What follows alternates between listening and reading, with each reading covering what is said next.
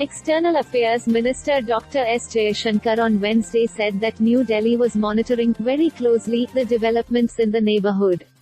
The response was to a question on the Chinese spy vessel Yuan Wang 5 having docked in Hambantota port in Sri Lanka despite India raising objections.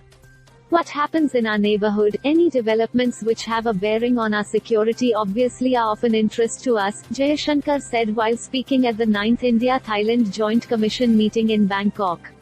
I think a spokesman had said some time ago, we obviously monitor any development, which has a bearing on our interests very, very carefully. So, I think I will leave it at that, he added.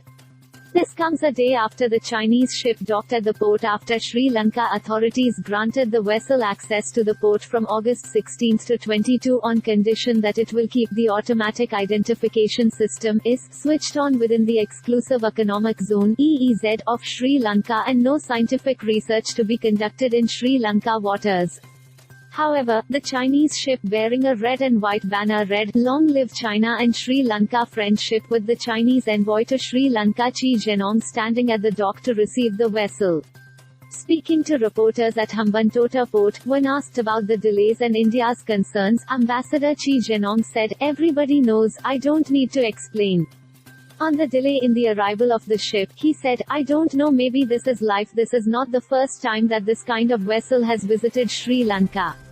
In 2014, this type of Chinese vessel visited Colombo. It is very natural. Hope our media friends will tell the objective of the issues." There have been reports that after Sri Lanka refused entry to the Chinese ship, the Sri Lanka administration had to do a U-turn given the pressure by Beijing to allow the vessel, else there would be no support from China for the IMF bailout package that Colombo is seeking and further curtailment of bilateral financial help which Beijing has not been very forthcoming with anyway.